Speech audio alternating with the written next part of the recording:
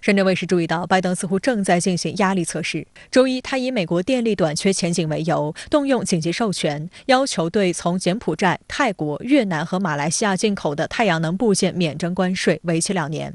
但此举引发美国舆论强烈质疑，称拜登是在给中国送礼物。因为就在2个多月前，美国商务部应美国主要光伏产品企业美国奥克星太阳能公司等的要求，对东南亚国家出口的太阳能部件是否由中国企业投资进行调查。《华尔街日报》指出，拜登动用紧急授权来绕过这项调查极为罕见，他似乎是在承认自己的错误。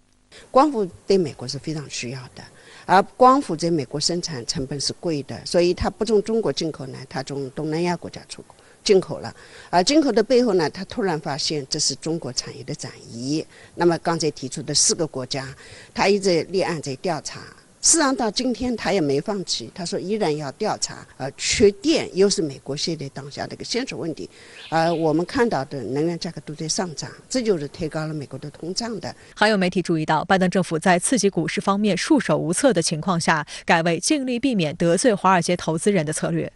上周三，在距离一项中国投资禁令实体清单到期仅剩下2天的时候，美财政部海外资产控制办公室悄悄修改了规定，列明美国投资人不会因为持有清单上的中国企业证券资产而受到惩罚，还可以继续享受所持有的中概股的股息红利。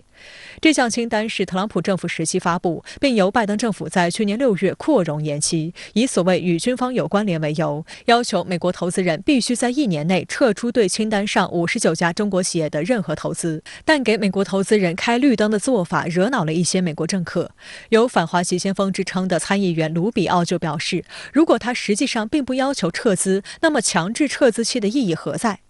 卢比奥之流的愤怒足以证明，美方泛化国家安全概念出台对华投资禁令已经遭遇失败，扰乱的是美国华尔街的金融秩序。一些美国政客鼓吹的脱钩根本行不通。美国现在是高处不胜寒了，比方说股市它已经在大幅下调，我们又看到美联储又在升息，在这个过程当中，就是说如果稍有不慎，美国的股民、美国的股灾可能会爆发。所以在这个时候呢，就出现了一个就中资企业军民两用的打入黑名单，在美国上市以后呢，有很多美国人购买了它的，大量斥资的话呢，可能股民就会遭到损失。拜登执政近1年半，但民意支持率跌至36%，甚至低于同期的特朗普。外界认为，这与他在很多需要当机立断的问题上举棋不定，但在一些盘根错节的问题上又企图快刀斩乱麻有关。美国《纽约时报》周一刊文，以拜登的外交政策为例，分析指出，2020年拜登胜选后，迅速组建了由老熟人出任要职的执政团队，几乎都是鹰派。但这种小集团决策的消极面也很难克服，主要表现为群体思维的蔓延。鹰派群体思维导致危机升级的恶性循环，让中美关系等重大议题变得难以实现转换。中美经贸体量如此巨大，拜登的鹰派小团体又存在很强的投机心态，因此处理不当必然会反噬美国经济。80%几的左右的人都认为美国经济可能要出问题，在这样的情况下，那拜登如果中期选举是不会好的，所以他左右摇摆都在迎合一部分人，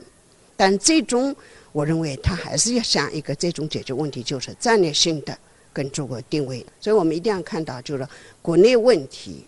外交都是在考虑能不能赢得更多票，所有摇摆的背后都是有自身的利益考虑。